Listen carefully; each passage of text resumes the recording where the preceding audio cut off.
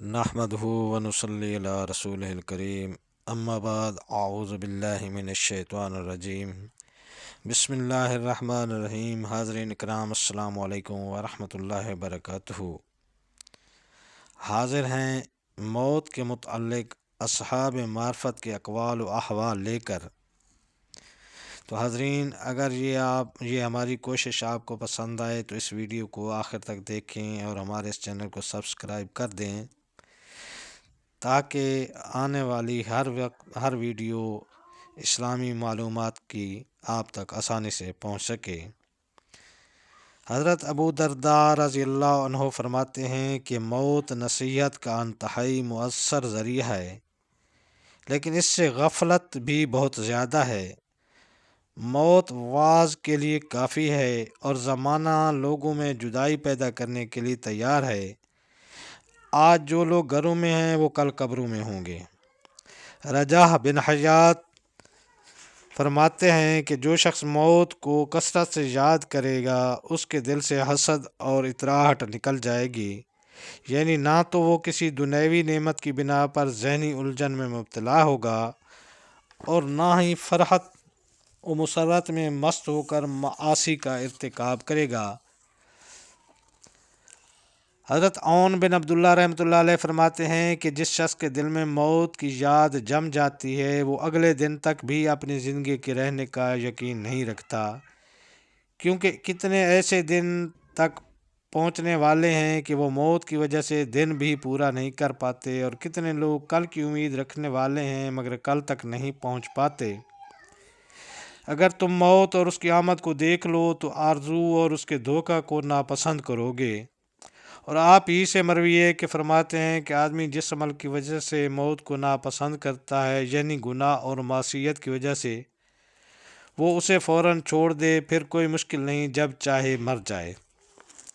حضرت عمر بن عبدالعزیز رحمۃ اللہ علیہ سے مروی ہے کہ آپ فرماتے ہیں کہ موت کی یاد جس کے دل میں جگہ بنا لے تو وہ اپنے قبضہ کے مال کو ہمیشہ زیادہ ہی سمجھے گا، یعنی مزید مال بڑھانے کی فکر نہ کرے گا۔ حضرت مجمع تیمی فرماتے ہیں کہ موت کی یاد ایک طرح کی مالداری ہے۔ کعب احبار رحمۃ اللہ علیہ سے مروی ہے کہ جو شخص موت کو پہچان لے اس کے لیے کہ دنیا کی تمام مصیبتیں اور رنج و غم ہلکے ہو جائیں گے۔ ایک دانش مند کا قول ہے کہ دلوں میں عمل کی زندگی پیدا کرنے کے لیے موت کی یاد سب سے زیادہ مؤثر ہے۔ ایک عورت نے حضرت عائشہ رضی اللہ عنہا سے اپنے دل کی سختی کی شکایت کی تو آپ نے نصیحت فرمائی کہ تم موت کو کثرت سے یاد کیا کرو، تمہارا دل نرم ہو جائے گا۔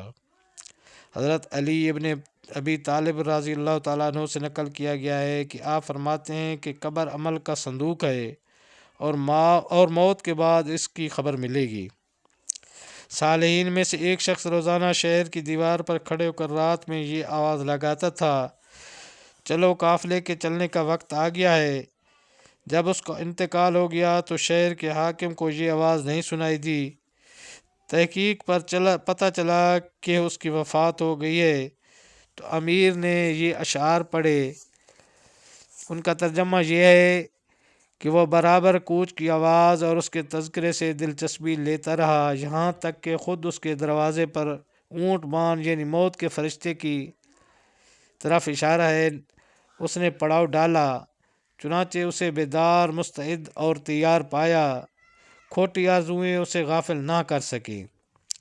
علامہ تمیمی رحمۃ اللہ علیہ فرماتے ہیں کہ دو چیزوں نے مجھ سے دنیا کی لذت چھین لی ہے، ایک موت کی یاد، دوسرے میدان محشر میں اللہ رب العالمین کے سامنے حاضری کا استحضار۔ حضرت عمر بن عبدالعزیز رحمۃ اللہ علیہ کا معمول تھا کہ وہ علماء کو جمع فرما کر موت، قیامت اور آخرت کا مذاکرہ کیا کرتے تھے، اور پھر ان احوال سے متاثر ہو کر سب ایسے پھوٹ پھوٹ کر روتے تھے کہ گویا ان کے سامنے کوئی جنازہ رکھا ہوا ہے۔ تو یہ تھی حاضرین موت کو یاد رکھنے کے حوالے سے اور موت کی وجہ سے دنیاوی لذتوں سے بچنے کے لیے کچھ بزرگوں کے احوال۔ اللہ تعالیٰ آپ کو اپنے حفظ و امان میں رکھے۔ السلام علیکم ورحمۃ اللہ وبرکاتہ۔